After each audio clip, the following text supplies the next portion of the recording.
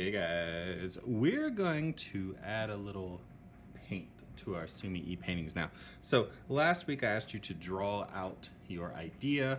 Maybe it was a bamboo tree, maybe it was a volcano, maybe it was a cat, but you drew it out and sketched it out with pencil. So let's just say Mr. Galloway did a volcano. I'm gonna draw it real quick. I'll kind of have a volcano, maybe I'll plan some little clouds in the sky. Maybe there's some like bushes and trees below, kind of like that. I drew it really lightly, but I have my sketch drawn out. Now what I'm going to do is I'm going to use watercolor to kind of fake the ink, because I know most of you don't have Sumi ink at home. You probably don't have anything like that. So if you have a watercolor tray that has a black, that would be perfect for this. Or if you don't have watercolor, you could use the marker and tin foil, aluminum foil technique I showed, where you color a marker on foil and you dip water and turn that into paint that way. That would work really well for that too. If you don't have any of that, you could just use a black color pencil and kind of press hard in some places and lightly in some places and kind of fake the style that way. But I'm going to show with watercolor to kind of just show how it goes.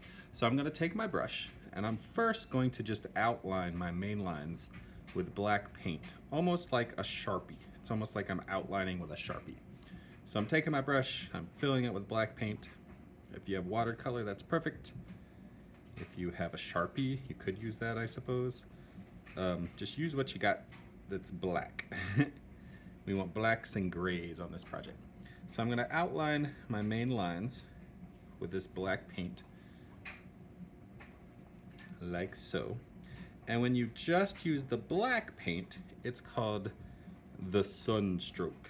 S-O-N, sun, like I have a son, I am a father. So the sun stroke is the blackest, darkest lines, and that's what you just use for outlining. So I might just put my main mountain lines and maybe a couple little cracks going up my mountain like this, little bumpy cracks. But you don't want to do a lot of the sun stroke. We want the littlest amount of just the black, black, black.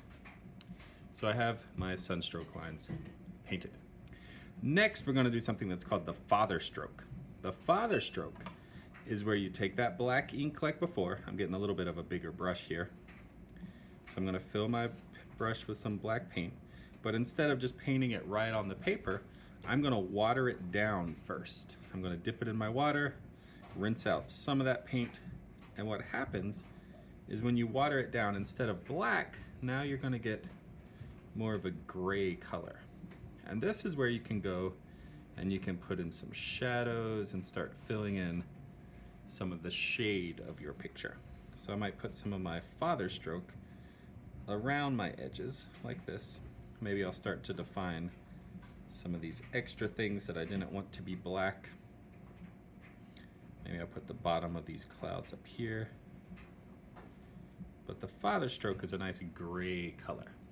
So the sun stroke is black, the father stroke is gray.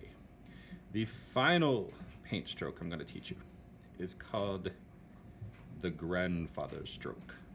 The grandfather stroke is where you take the paint and you wash almost all of it out, and you're pretty much just using the dirty water.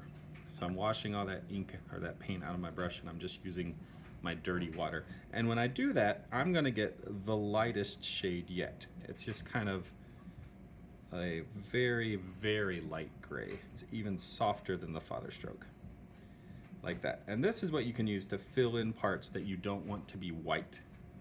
So maybe I wanna start putting my little forest below with some grandfather stroke. Maybe I wanna put in some filling on my mountain.